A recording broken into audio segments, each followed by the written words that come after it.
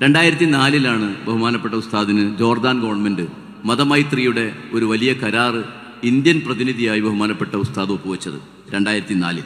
2007 2001 അമേരിക്കയുടെ ഇരട്ട ബിൽഡിംഗ് തകർന്നപ്പോൾ ലോകത്ത് ക്രിസ്ത്യാനികളും മുസ്ലിങ്ങളും ജൂതന്മാരുമൊക്കെ 3 രീതിയിലായി.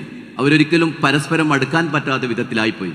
അപ്പോൾ യുണൈറ്റഡ് നേഷൻസിൻ്റെ നേതൃത്വത്തിൽ കോമൺ വേഡ് എന്ന് പറയുന്ന 187 ലോകത്തിലെ ക്രിസ്ത്യാനികളും ജൂതന്മാരും മുസ്ലിങ്ങളും അടങ്ങുന്ന ലോകത്തിലെ ഏറ്റവും പ്രഗത്ഭരായ പണ്ഡിതന്മാർ ഒപ്പുവെച്ചൊരു സമാധാന കരാറുണ്ടാക്കി. അതിൽ ഇന്ത്യയിൽ നിന്ന് ഒപ്പുവെച്ചത് ബഹുമാനപ്പെട്ട കാന്തപുരം ഉസ്താദാണ്. 2007 ഉസ്താദ് ജോർദാൻ ഗവൺമെൻറ്റിൻ്റെ തന്നെ കീഴിൽ റോയൽ അക്കാഡമിയും മറ്റു വലിയ യൂണിവേഴ്സിറ്റിയും ചേർന്നിറക്കിയ ലോകത്തിലെ 500 പ്രശസ്തരായ ലോകത്തെ സ്വാധീനിച്ച ഇൻഫ്ലുവൻഷ്യൽ മുസ്ലിംകളുടെ ലിസ്റ്റ് എടുത്ത് അതിലേറ്റവും പ്രഗത്ഭരായ ഒരാളായി ഇന്ത്യയിൽ നിന്ന് ബഹുമാനപ്പെട്ട ഉസ്താദ് ആ പുസ്തകത്തിൻ്റെ തുടക്കകാലം മുതലേ ഉണ്ട്.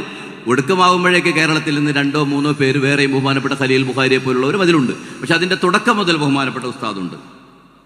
ഒരുപാട് അവാർഡുകൾ ഉസ്താദിന് കിട്ടിയിട്ടുണ്ട്. ഉസ്താദിൻ്റെ റൂമും അതുപോലെ അതൊക്കെ നമുക്കറിയാം. പക്ഷേ ഇൻ്റർനാഷണലി റിക്കഗ്നൈസ്ഡ് ആയ അവാർഡുകളെ പറ്റി ഒരു ചെറിയ ചുരുക്കം.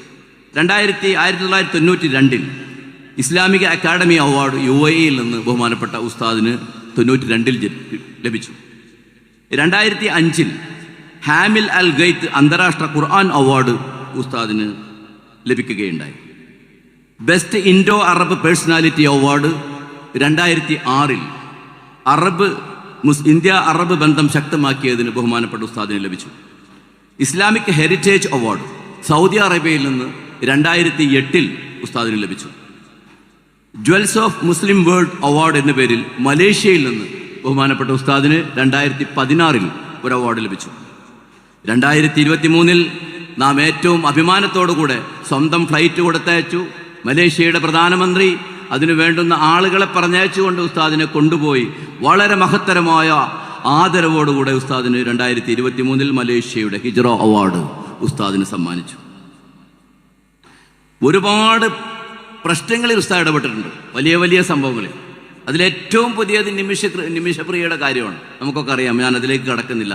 ഏറ്റവും പ്രഗത്ഭമായതും രാജ്യത്തെ എല്ലാവിധ ജനങ്ങളും ഒരുപോലെ ഉസ്താദിൻ്റെ കൂടെ നിൽക്കുകയും ചെയ്യുന്ന മഹത്തായ ആ ഒരു സംഭവം ഉസ്താദിൻ്റെ ഇത്രയും വലിയ അസുഖങ്ങൾക്ക് ശേഷമുള്ള ജീവിതത്തിൻ്റെ ഭാഗമായി ലഭിച്ചു എന്ന് പറയുന്നത് ചെറിയ കാര്യമല്ല.